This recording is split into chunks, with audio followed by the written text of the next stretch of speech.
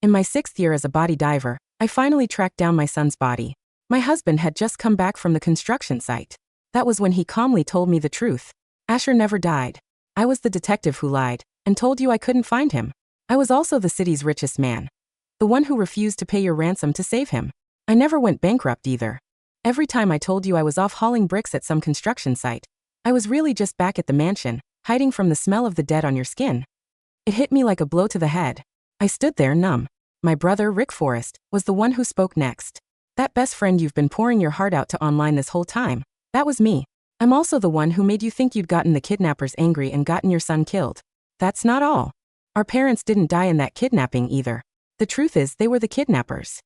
Cold flooded through me. Not until I saw my parents standing there, alive, did the pain finally tear a sound out of me. Why? My parents' brows furrowed, distant. It's because you made such a scene.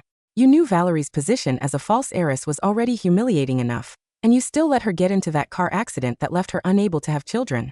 You owe her this much. As long as you stop going after Valerie, we can still be a family. I stood frozen where I was. Right as the pain peaked, a long unheard chime sounded in my mind. The system, back after all this time. Host, do you wish to abandon this redemption mission and leave this world? Yes. I clenched my fists until my nails bit into my palms. Mission suspended. 48-hour countdown initiated. Drew Carell reached over and smoothed my hair back, gentle as ever, though his voice stayed flat. You've been punished for 6 years now. It's time you learned your lesson. Valerie's already brought Asher back into the country. Behave yourself and stop trying to compete with her for attention. I slapped his hand away. Why should I? She stole my son. She's the one who caused all of this. Drew's brow creased. Don't say things like that. Valerie only wanted a child to keep her company. You've spent years diving for corpses. You carry that kind of negative energy on you. You're not fit to raise a child. Valerie's thoughtful and generous, and she's raised Asher well. You should be grateful, Carrie, not bitter. Cold flooded through me all at once. 6 years ago, I'd nearly died giving birth to my son, Asher Carell, and he was taken before I ever got to hold him. The kidnappers demanded an outrageous ransom and swore they'd kill him the moment the money didn't show. Of course, that was exactly when Drew's investments had collapsed, and he couldn't scrape together a cent of it. I drained every last bit of my savings hiring the best detective money could buy. But even a man with a spotless record couldn't find a trace of my son. With nowhere left to turn, I went to beg the wealthiest man in the city for help. I knelt outside his mansion gates until my knees split open and bled. And all I got back was a single word: no. That refusal set the kidnappers off. They killed my son. My parents, who'd gone to try to save him, were murdered too. After the tragedy, I became the most hated woman in Piscino City. A curse everyone wanted dead, and my own brother hated me for it. Drew, grieving the loss of our son, sank deeper into despair with every passing year. I'd come into this world with one job: to redeem him and my brother. So for 6 years I worked as a body diver. Asher's body was never found. My parents had been silenced and dumped in the ocean by the kidnappers, and their bodies never turned up either. I thought that if I could just find them, I could pull Drew and my brother back from the edge. I never imagined the whole thing was a lie. My chest ached until I could barely breathe, but I held back my tears. The only reason I became a body diver is because of you, isn't it? That was your punishment. My brother, Rick Forrest, didn't hold back his disapproval. You used your position as the real heiress to walk all over Valerie for years. She suffered 6 years of misery because of you. I was the one who got bullied all this time. I said, tears choking my voice. You even asked my teachers and the school nurse back then. They confirmed it was Valerie who hurt me, who isolated me at school. Why won't any of you believe? Shut up. Rick cut me off sharp. Even now, all you want to do is hurt people. You used the Forrest family's power to force them into lying. Hasn't Valerie suffered enough? My parents were just as quick to blame me. Valerie's been sweet and obedient since she was a child. Not like you, raised by traffickers. You've always been the one stirring up trouble. We owe you, yes. But that doesn't give you the right to keep going after Valerie. A sharp pain seized my chest. It was Valerie's own mother who hired that trafficker. She's the one who ruined my life. Have you all really forgotten that? My parents froze for a moment. Rick let out a cold laugh. Mrs. Watson told us everything. You ran away from home because you couldn't stand being poor. And that's how you got taken. She showered you with love like you were her real daughter. Drew's face darkened. He grabbed my arm. Carrie, why do you always assume the worst of people? Since you clearly haven't learned a thing, you need to spend more time reflecting. Drew locked me in the basement. The moment the darkness swallowed me, it dragged up the old nightmare. Being locked in a black little room by traffickers as a child. Phantom pain from a branding iron seared through my limbs, and I screamed. Let me out. I don't want any of it anymore. I don't want anything. Drew knew perfectly well how badly I feared the dark, because of what happened to me as a child. There'd been a time when that knowledge softened him, when he swore he'd never let me face even a sliver of darkness again for the rest of my life. Now he was using it to punish me. The panic clawing at my chest left me gasping for air. Without thinking, I pulled up the chat window I'd kept pinned at the top of my phone for years. The moment I saw the message history, my blood ran cold. That wasn't my best friend. It had been my brother the whole time, hiding behind a fake account. Every moment of it. My confusion when I first came home, the helplessness of being bullied, the despair after I lost my son. He'd talked me through all of it, offering comfort at every turn. Only now did I understand that none of those words had ever been meant to heal me. They'd been meant to condition me into giving Valerie whatever she wanted, no questions asked. I bit down until I tasted blood. 10 years. I wasn't going to keep playing the fool. The instant I unfriended his account, Rick showed up and dragged me out of the basement. Why did you unfriend me? He glared at me, his voice thick with anger. I lied to you, but it was for your own good, to toughen you up. I could only laugh, bitter and cold. For my own good? You had me diving for corpses for 6 years, searching for bodies that didn't even exist. My hands had gone raw and waterlogged. My legs had developed arthritis. Every inch of my body carried scars from reefs and rotting debris. Once, the current had dragged me under and damaged my lungs so badly I could never dive again. Rick only sneered when he heard it. I arranged every single person who sent you out to dive. Did you really think I'd let you suffer for real? You just couldn't handle giving up your pampered lifestyle, and you're still whining about it. A wave of absurdity crashed over me. Of course. I should have known better than to expect anything from him. That was when Drew walked in with Valerie Watson. 6 years apart hadn't changed her. She still had that same soft, delicate look. Carrie, let the past stay in the past. We're all family here. There's no need to keep making a scene. Rick looked pleased and immediately turned to lecture me. Valerie went through so much and never once complained. She's far more mature than you. The irony of it almost made me laugh. So mature she stole my son? Rick's expression stiffened. Drew's face filled with reproach. Carrie, when are you going to stop this? Valerie's already let go of everything that happened. Do you have to make everyone miserable? Valerie came toward me, her eyes red. Carrie, I've wronged you. Don't blame Rick and Drew. If you're angry, take it out on me. She reached out toward me. The next second, she yelped and stumbled backward into Drew's arms. Carrie, I only wanted your forgiveness. She burst into tears, looking utterly wronged. Rick shoved me back. Carrie, you've gone too far. I stumbled from the force of it. Drew looked at me, disappointment written across his face. If I'd known you'd stay this stubborn, I never should have let you come back. The last flicker of warmth in my heart went out. I didn't argue anymore. As I left the mansion, the system's chime sounded in my head. 24 hours remaining. I was almost free. But the thought of my son, taken from me, still sent a dull ache through my chest. That was when my phone screen lit up.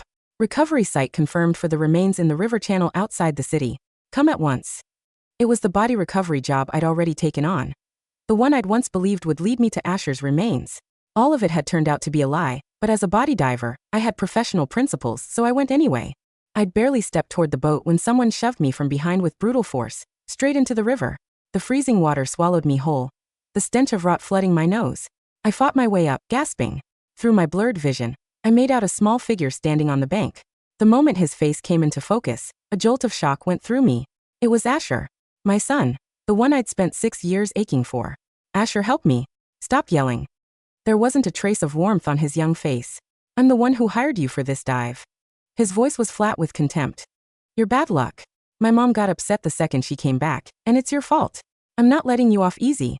Despair sank into my bones along with the river water. I stared at his small face, so much like Drew's, and forced the words out, my voice shaking. Valerie isn't your mother. I am. I told him the truth about where he came from, as hard as it was to say. Asher didn't so much as flinch. I've known for a long time. He looked down at me like I was already dead, nothing but disdain in his eyes. Uncle Rick told me ages ago. I just never wanted to admit it. My mom says your job is disgusting and shameful, and it's embarrassing for me. You upset her, so today I'm punishing you for it, on her behalf. Those few words shattered whatever was left of my hope. I'd been fooling myself this entire time. As the current dragged me under, I caught a hazy glimpse of Drew diving in and swimming toward me. When I woke again, he was sitting at my bedside, worry etched into his face. Carrie, thank God you're all right. For a moment, I was disoriented enough to think we'd gone back to right after our wedding, back when he'd doted on me without reservation. Then the next second, I heard him say, Asher just cares too much about Valerie. It made him act without thinking. Don't hold it against him. Let's stop fighting and just live our lives. The hospital room door swung open as he spoke, and Valerie walked in with Asher in tow. Carrie, don't blame Asher. This is my fault. Let me apologize on his behalf. She started to kneel, but Drew caught her before she could. It's not your fault. He shot me a displeased look. Carrie, do you have to be so difficult about everything? A bitter lump rose in my throat. I hadn't even said anything. As I struggled to sit up, Asher suddenly rushed forward and shoved me. You evil woman. Why don't you just die? The back of my hand, still hooked up to and four, slammed into the edge of the bed, and pain drained the color from my face. Asher froze for a second. Before Drew could even scold him, he panicked and bolted. Valerie let out a worried gasp, and Drew rushed to comfort her. I'll go check on him. He'll be fine. I watched the three of them like an outsider looking in on their family, a bitter ache spreading through my chest. The moment Drew left, Valerie's fragile act dropped away. Carrie, you really are pathetic. I met her smug gaze head on. As long as I'm still here, you'll always be nothing but a thief who stole my family and my husband. A thief? Valerie looked like she'd just heard a joke. She pulled 2 folders from her tote and threw them in my face. See for yourself who the real thief is. 2 sets of paperwork. One was her marriage license with Drew. The other was the Forrest family's inheritance filing. And right there, still on the books, was the name that should have been struck from the records years ago. Valerie Forrest. Mine wasn't on it at all. My fingers trembled as I reached for a closer look, but Valerie snatched them back before I could. You think changing my name means I'm not a Forrest? She let out a mocking laugh. Tonight's my welcome home banquet. Dad and Mom already said you're expected to be there to apologize to me. Think about Asher. With that, she turned and walked away. That was when the system chimed in my head. 6 hours remaining. I forced down the hatred boiling in my chest. Since that was how it was going to be, I didn't need to hold back anymore. By evening, when Valerie made her grand entrance at the banquet, the whole room erupted in praise. I slipped into a corner and quietly hit the button to cast the video onto the big screen. The instant the footage lit up, my blood ran cold. On screen, I was the one attacking her. Valerie was the one cowering and begging for mercy. There were several spliced together clips too, deliberately faked to make it look like I'd gone insane, harassing her and trying to steal her child. In just a few seconds, I'd gone from victim to a vicious, unhinged lunatic. The room erupted in gasps, ridicule and whispers exploding all around me. I froze. Then I snapped my gaze to Drew. The moment I saw the indifference on his face, everything clicked. He'd swapped out my evidence beforehand. You were willing to go to any length to target Valerie, so I'm going to make sure you understand what it means to reap what you sow. Carrie, I'm doing this to save you. Tears blurred my vision. Drew, that footage wasn't fake. Before I could finish, my mother walked over and slapped me across the face. Haven't you caused enough trouble? I asked you here to apologize and you use a video like that to terrorize Valerie instead. My father glanced at Valerie's frightened face, then rounded on me, his voice like a whip. We've punished you for 6 years, and you still refuse to change. How did we end up with a daughter like you? That's not what happened. My cheek burned. I tried to explain myself to my father, but he shoved me away, and I crashed into a champagne tower beside us. Glass shattered across the floor with a deafening crash. Shards tore into my skin, and blood mixed with spilled champagne, leaving me a bloody, disheveled mess. Every inch of me hurt, but none of it came close to the pain in my chest. I looked up at my parents, their faces twisted with fury, my voice shaking. I'm your real daughter. Why won't either of you believe me? They both froze for a moment. Valerie covered her face and let out a choked sob. This is all my fault. I never should have come back. Carrie is only miserable because I'm alive. I might as well be dead. She made as if to jump toward the window, and Drew caught her instantly. Valerie, don't scare me like that. I promise you, I'll never let anyone hurt you again. When he turned back to me, all the warmth had drained from his eyes.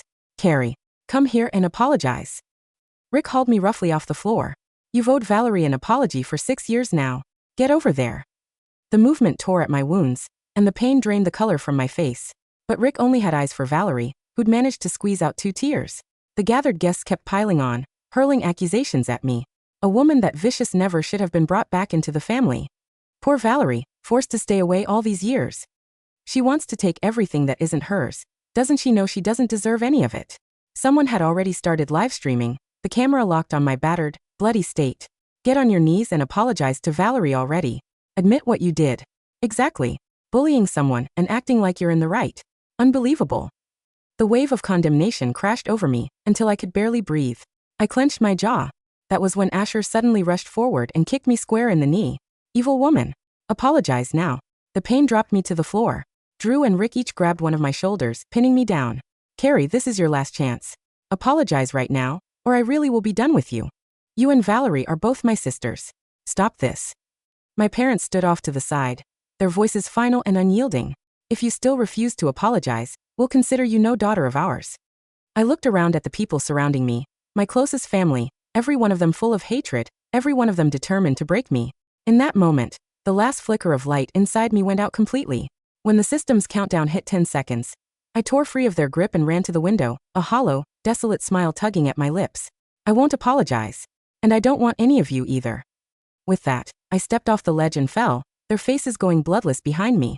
The glass shattered in a sparkling flurry as I pushed off from the window frame. Below me, the city lights spun like cold, distant stars. The wind roared against my ears, whistling through my blood-soaked clothes, tearing away the lingering scent of stale champagne and rot. Above me, at the broken window of the high-rise ballroom, horrified faces pressed against the dark glass. Drew reached out, his face contorted into something wild and grotesque, his mouth open in a desperate scream that couldn't overcome the rushing wind. Rick's hand clawed empty air. My parents stood, frozen, their eyes wide with sudden sickening horror. I closed my eyes. A peaceful stillness washed over me. 10, 9, 8. The pavement rushed up to meet me. The crowd gathered on the streets below, scrambled back, shrieking in panic as my falling body plummeted toward the concrete. 3, 2, 1. System extraction complete. Host Carrie Forrest has abandoned the redemption mission. Commencing reality departure. A blinding burst of white light, invisible to human eyes, flared around me. My body did not hit the asphalt. Instead, the moment my skin grazed the frigid night air 2 feet above the ground, my body dissolved into a cloud of iridescent, golden particles. The heavy, bloodied linen of my dress collapsed onto the street, empty. My worn diving boots fell with a dull thud against the curb. A single drop of my blood landed on the cold concrete, and then vanished into thin air. Above, the live stream camera that had been tracking my battered body lost its focus. Millions of viewers watching the stream screamed in horror as the falling woman simply ceased to exist before reaching the ground. Silence fell over the banquet hall. Drew stood at the window, his chest heaving, his fingers raw where he had scraped them against the shattered glass. His eyes were wide, unblinking, fixed on the empty pile of clothes resting in the street below. "Carrie," he whispered.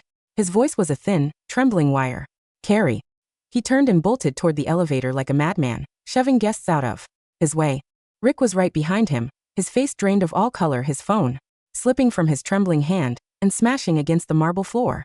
"She's playing a trick," Rick muttered to himself, his breath coming in ragged gasps as he sprinted down the hallway. "It's an illusion. She used her body diving contacts. She hired some stunt crew. She's trying to scare us." My parents stumbled toward the balcony edge, their hands clutching each other's shoulders. My mother's knees buckled, and she collapsed onto the shattered glass, her expensive silk gown soaking up the spilled wine and blood I had left behind. "Where is she?" my mother wailed, staring down at the empty street. "Where did she go?" Down on the street. Drew threw open the heavy glass doors of the hotel and charged into the crowd. "Out of my way. Move." He threw himself onto his knees beside the pile of clothes, his hands shaking violently as he scooped up the empty, blood-stained fabric. The coat was still wet from the river water where Asher had thrown me earlier that day. It still smelled faintly of river mud and salt. But there was no body, no blood on the pavement, no broken bones, nothing. "Carrie," Drew roared into the night air, clutching the empty dress to his chest. "Where are you? Stop this. I know you're hiding. Come out." Asher stood a few feet away, clutching Valerie's hand. The little boy stared at the empty pile of clothes, his small face contorted in confusion. "Dad." Asher's voice squeaked, a sudden, unfamiliar dread twisting in his small stomach. "Where did the evil woman go? Why isn't she on the ground?" Rick dropped to his knees beside Drew, his hands clawing through the empty fabric, looking for a hidden wire, a shadow, anything. "She can't just be gone," Rick breathed, his eyes bloodshot, tears finally spilling over his cheeks. "She was right there. I held her shoulder. She was real, she was right there." Suddenly, every screen in the city flickered. The massive LED billboards towering over the city square, the television monitors inside the hotel lobby, the smartphones in the hands of the stunned onlookers, and the computer screens of millions watching the live stream. Every single display went dark for 3 seconds. Then a harsh, metallic chime echoed through every speaker across the city. "System notice. Redemption target records unsealed." A giant audio file began to play across the city's emergency broadcast system, accompanied by crisp, high-definition documents that projected across every screen. It was my voice, weak and gasping, recorded 6 years ago in the ICU after I gave birth to Asher. Drew, please save our baby. They want $1 million. Then came Drew's voice, cold, sharp, and dripping with disdain from a recording taken in his executive office. Let her beg. Let her kneel outside my gates until her knees bleed. She needs to know what it feels like to lose everything for what she did to Valerie. The crowd on the street gasped. Drew froze, his head snapping up to stare at the giant LED screen above the plaza. His face turned ashen. What is that? The screen shifted.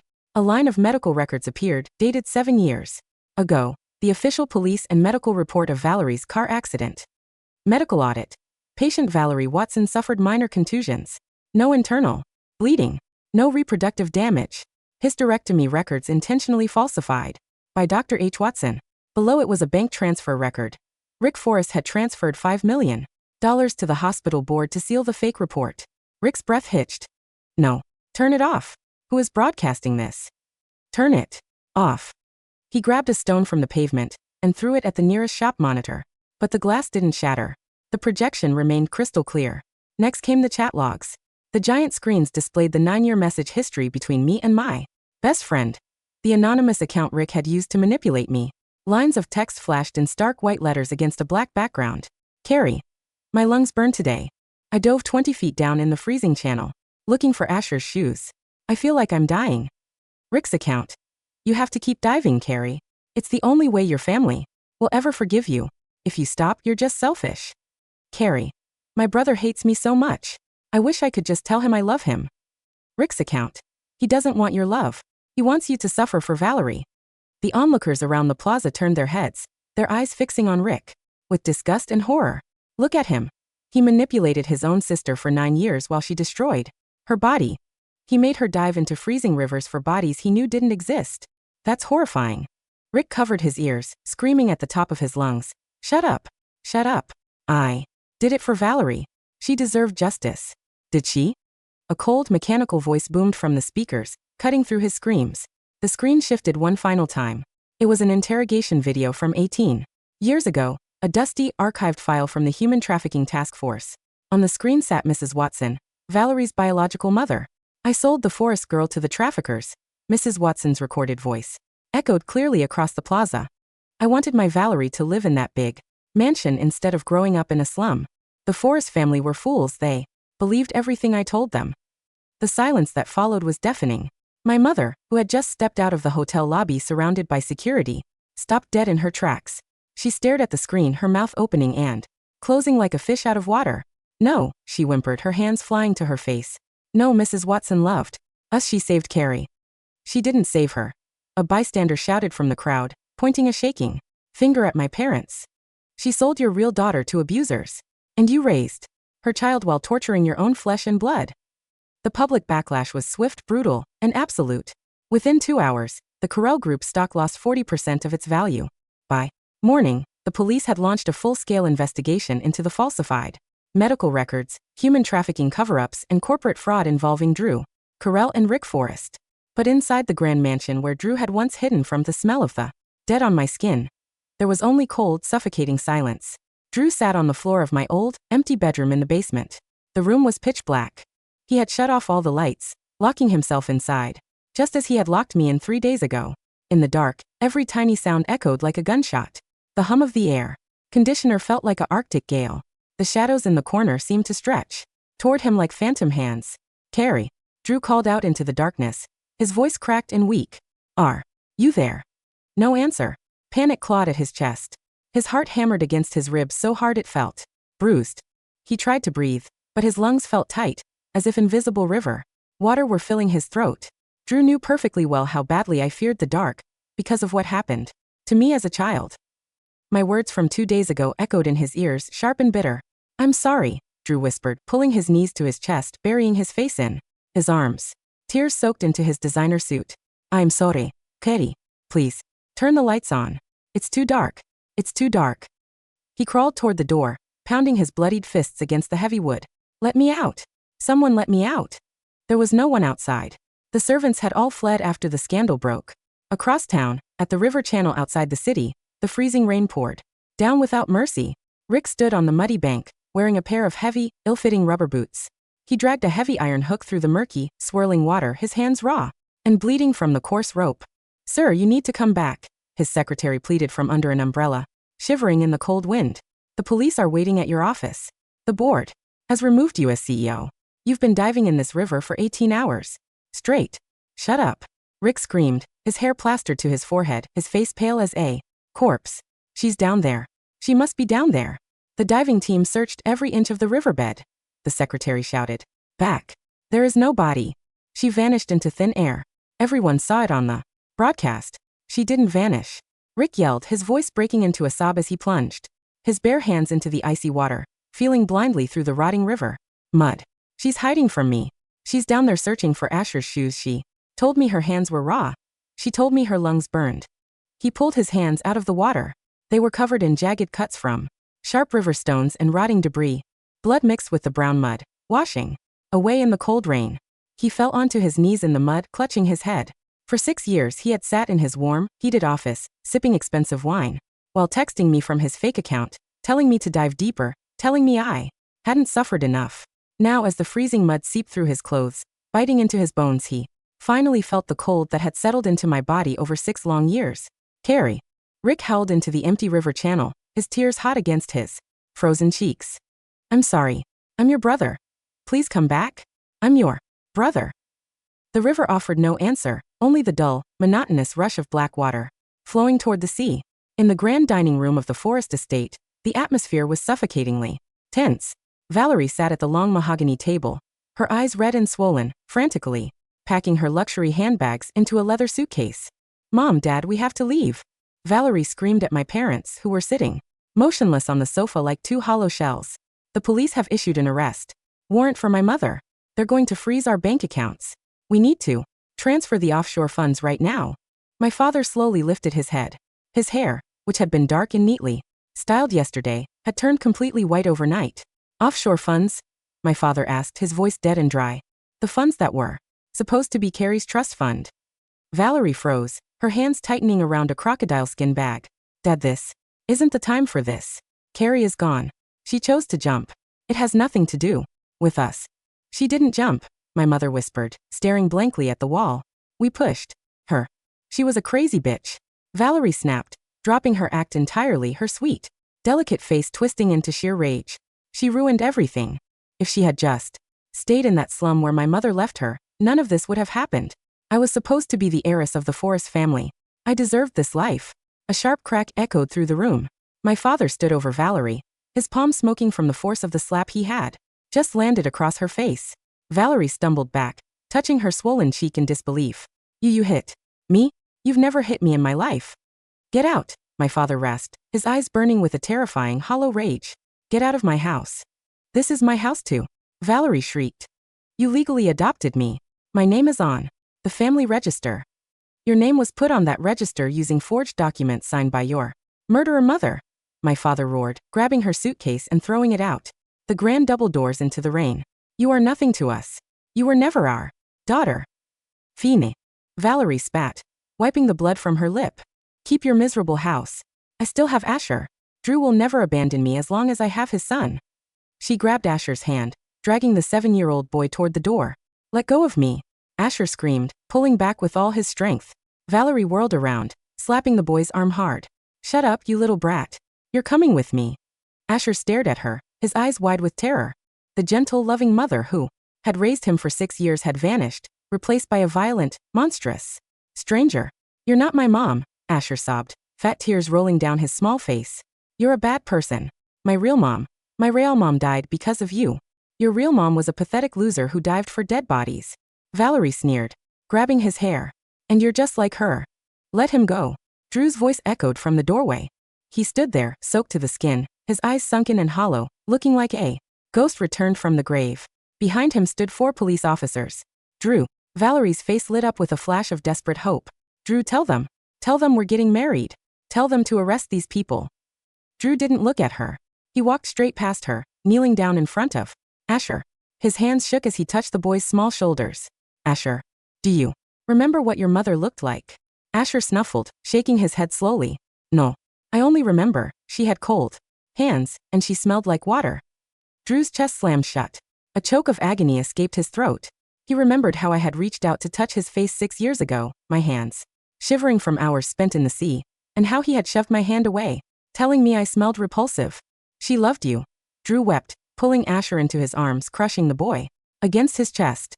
She loved you so much, Asher. She spent 6 years searching for you in the cold, dark water. And I killed her. I killed her. Drew Carell, the lead police officer, stepped forward, pulling out a pair of steel handcuffs. You are under arrest for accessory to human trafficking, corporate fraud, and obstruction of justice. Drew didn't fight. He didn't even look up. He held his wrists out willingly, his face blank, his spirit completely broken. As the officers led Drew and Valerie away in handcuffs, Asher stood alone in the grand hallway, looking down at his small hands. He remembered the day at the river, when he had shoved me into the freezing water, laughing as I struggled against the current. He remembered my shaking voice. Valerie isn't your mother.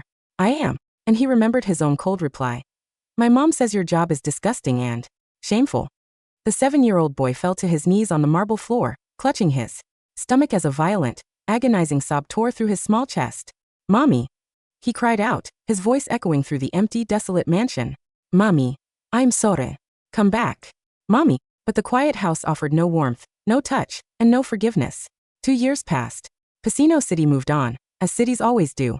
The story of the fake heiress, the ruined empire, and the woman who vanished into golden dust became a local legend, whispered in hushed tones over tea. The Carell Group went bankrupt, its assets liquidated to pay for the massive fines and restitution fees. In a small, damp apartment on the outskirts of the city, the very same slum neighborhood where Mrs. Watson had once lived, my parents sat at a small wooden table. The room smelled of stale cabbage and cheap medicine. My mother's hands trembled violently as she tried to thread a needle, working on cheap piecework, sewing to earn a few dollars for bread. Her sight was nearly gone from 2 years of endless weeping. My father sat by the window, staring blankly at the gray rain falling outside. He had lost his speech after a stroke 18 months ago, his mouth pulled into a permanent, tragique droop. Every night, my mother would lay out an extra set of chopsticks at the small table. Carrie will be home soon, she would mutter to herself, her eyes milky and unseeing. She's just working late at the nursery. She'll be home for dinner. My father would close his eyes, a single tear leaking from his paralyzed face. In the state penitentiary 300 miles away, Rick Forrest sat in a cold concrete cell. His hands, once smooth and manicured, were permanently scarred and crooked from severe arthritis, the result of diving into the freezing river for days without protection. Every time the weather turned cold, his joints throbbed with a agonizing, biting pain that made him scream into the dark. He spent his days staring at the concrete wall, drawing small, jagged tally marks with a piece of sharp stone. 9,855 marks. One for every message he had sent me from his fake account. Carrie. He whispered to the stone wall, his voice raspy and dry. It hurts. Today. My knees hurt. My hands hurt. Is this how cold you were? In the cell next to his, Drew Carell sat silently on his iron cot. He didn't speak to anyone. He didn't eat unless forced. His hair had turned pure white, and his eyes were completely hollowed out, devoid of any light. Every time he closed his eyes, he saw me jumping from the window. He saw the golden dust scattering into the night wind. He saw the empty, blood-stained dress he had clutched to his chest. He had everything he ever wanted: wealth, power, revenge. And in the end he realized that the only thing of true value he had ever possessed was the love of the woman he destroyed. And he would spend the rest of his life in the dark, remembering her name. Far beyond the mortal realm, where time flows like a liquid crystal river. Through dimensions of light, I opened my eyes. The pain in my lungs was gone. The jagged scars on my hands and legs had vanished, replaced by smooth, radiant skin that glowed with soft, ethereal light. My back no longer ached. My spirit felt weightless, pristine, and entirely unburdened. I stood on a platform of white marble hovering amidst a sea of golden nebulae. Host Carrie Forrest. The system's chime sounded, not cold or mechanical now, but melodious and warm, echoing like a silver bell. Extraction complete. Your soul status has been fully restored to primordial rank. I raised my hands, watching the golden light dance across my fingertips. What about the world I left behind? I asked softly. A shimmering pool of water appeared before me, reflecting the gray, rainy streets of Casino City. I saw Drew sitting in his dark cell, clutching his gray blanket, sobbing my name. I saw Rick curling up on his cold cot, crying from the arthritis in his hands. I saw my parents sitting in their squalid slum apartment, placing a bowl of cold rice before an empty chair. I saw Asher sitting by the schoolyard gate, looking at the rain, whispering, "Mommy, please come back." The system's voice resonated gently. They are enduring the karma of their actions. Would you like to send them a message? A sign? A chance for closure? I looked at the water's surface for a long moment. I remembered the cold river water filling my nose. I remembered the branding iron pain from my childhood. I remembered kneeling outside Drew's gates until my knees split open. I remembered the way they stood in that grand ballroom, demanding that I apologize to the woman who stole my life. A small, serene smile touched my lips. I reached out my hand and wiped the surface of the water. The image of Piscino City rippled, dissolved, and vanished into nothingness. No, I said quietly, my voice light and clear as mountain air. I don't owe them a single word. I turned my back on the mortal realm, stepping toward the vast, sparkling horizon of infinity, where endless new worlds awaited. Behind me, the mirror shattered into dust, leaving not a single trace of my existence in their world forever.